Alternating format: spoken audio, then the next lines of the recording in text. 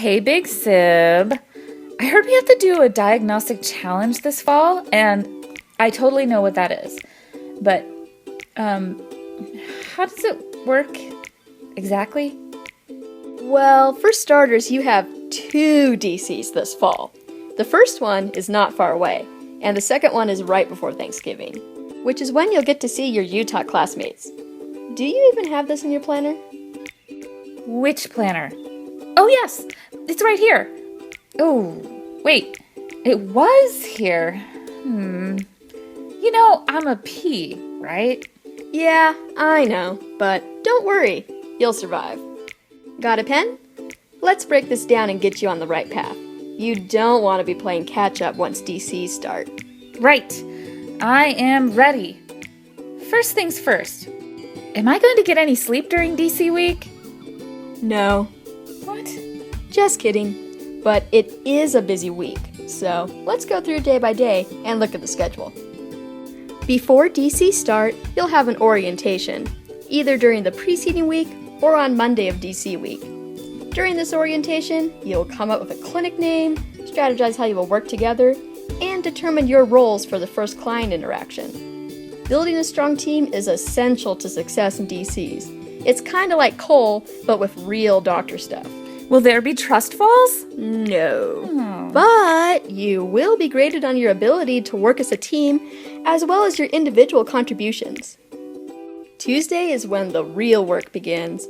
Early in the morning, typically via email, you'll receive the first information on your case, the signalment, client and patient names, and the presenting complaint. With this in mind, head over to the Owen Science and Engineering Library Communications Bridge. This bridge is equipped with special rooms that feature two-way glass, so your facilitator can observe your interactions with your client without being in the same room. Whoa, that's really weird. You'll get used to it. You will be assigned a meeting time for Tuesday morning with your facilitator, where you will briefly discuss your case and then meet your client and patient. Typically, you will do a physical exam and take a thorough history at this meeting. You will then plan the next meeting with your facilitator and client before you go off to process and research your findings. Don't try to plan out every minute of the day beforehand. There can be quite a bit of variation in the schedule depending on your case, your facilitator, and your client. Each case progresses differently, so there is no way to tell exactly what you'll be doing. But typically it will involve looking up cases in literature, textbooks, and your notes to come up with a diagnostic plan of action to present to your client. Remember, you don't have to be right about everything. Just be ready to explain your thought process and defend your plan with logic. Your facilitator will be a great resource in making sure you're prepared to explain things to your client. They will likely put you on the spot to test your knowledge of how and why you've chosen your current plan. Keep in mind that you will be expected to know the cost of any test you would like to run, as well as any risk to the patient. Go to the DC website, accessible from the CISPAP homepage on the course's web, to find pricing info and learn about form submissions. You mean I have to know things? Don't worry, you've got a whole team to help you, so you don't all have to know everything. In fact, learning how to say, "I don't know," is an important skill. Contribute what you do know, and look up the rest. You'll get really good at looking things up. Anyway, back to the daily schedule. Tuesday evening, after you've made appointments with your client and facilitator for the next day, you will begin writing your SOAPs. Depending on what happened during the day, you may have a very long problem list, or it could be shorter.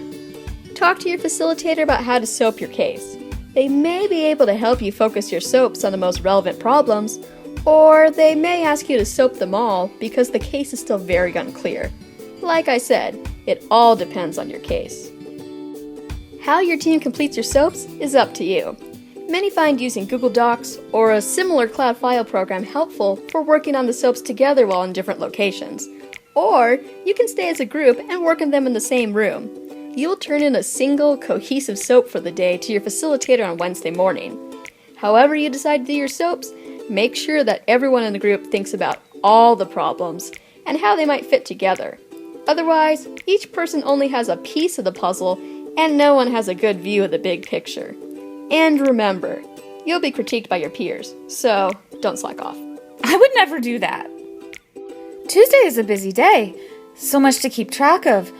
Do we have to have a diagnosis by the end of the day? If so, what happens the rest of the week? And what if we don't figure it out? Slow down. You're getting ahead of yourself. DCs are about working through a case systematically. They are not a race to the diagnosis. And Tuesday is just the beginning. Wednesday and Thursday are also full days of investigative research and case development.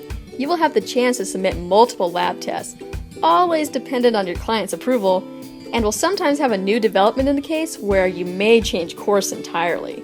You just never know until you're in it. Part of DCs is learning to think on your feet and be ready for anything that comes your way. Let's recap. Wednesday and Thursday of DC week will be much like Tuesday. We will meet with our client and our facilitator periodically and be working on a diagnostic plan for our patient that may involve lab tests, physical exams, and new information that is presented.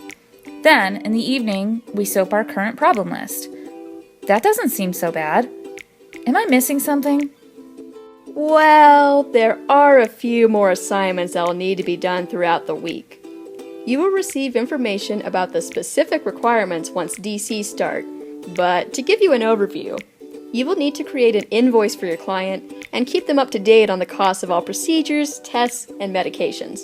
You will also need to submit the proper forms for lab tests and diagnostic imaging. These are all things you'll be doing in fourth year, so take advantage of the practice. Also, there is a literature search assignment designed to dig up relevant research to help you understand your case. Oh, and don't forget the full-page handout and group presentation you'll be creating for grand rounds on Friday of DC week. Finally, your complete medical record, nicely organized with all of these components, will be turned into your facilitator on Friday as well. That's a lot to keep track of. How will I know what is due when and where to take it? I'm worried I don't have the organizational skills to keep it straight. That's the beauty of teamwork. Everyone works together to make sure all the bases are covered. For example, it's likely that you have at least one J on your team who is excellent at organizing and keeping deadlines in sight. Meanwhile, you may be more efficient at another skill, like researching problems or making a presentation. It is intentional that DCs are a group effort, since as veterinarians, we will always be part of a team.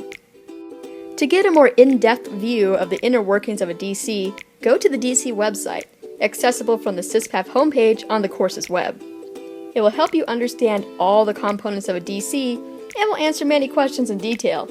Go there first, and if you still can't find an answer, ask a SysPath professor. Well, that makes me feel a little better. At least I can't lose a website. You mentioned grand rounds on Friday of DC week. That sounds kind of scary. It's not that scary.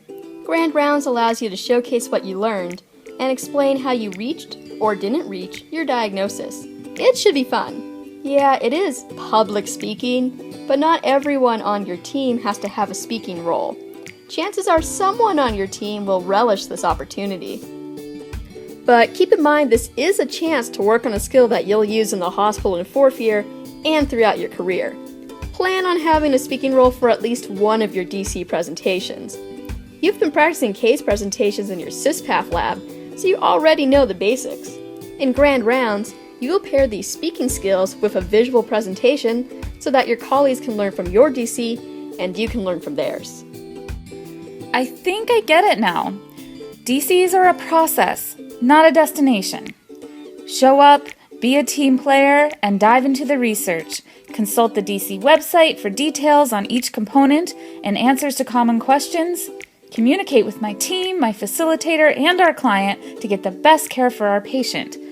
And finally, get a taste of what it's like in fourth year and beyond. That's the gist of it. One more important thing I want to mention. Feedback is an essential element of DCs, and there are 2 times set aside for you to receive it. Thursday, after your case is wrapped up, you will have a debriefing session with your client and facilitator, where you will receive personal feedback on what you did well and what you need to work on. Later, you will have a peer-to-peer feedback session with no one in the room but your DC group. This is your chance to give each other honest, constructive criticism, as well as celebrate your individual contributions to the group. This feedback is uniquely valuable at this point in your career. The opportunity to work on your weaknesses and recognize your strengths before you are in clinics or out in practice could save you from making costly mistakes. So please, take these feedback sessions seriously and give your teammates the gift of thorough, thoughtful critique. You mean I get to tell them exactly what I think of them? I'm liking this.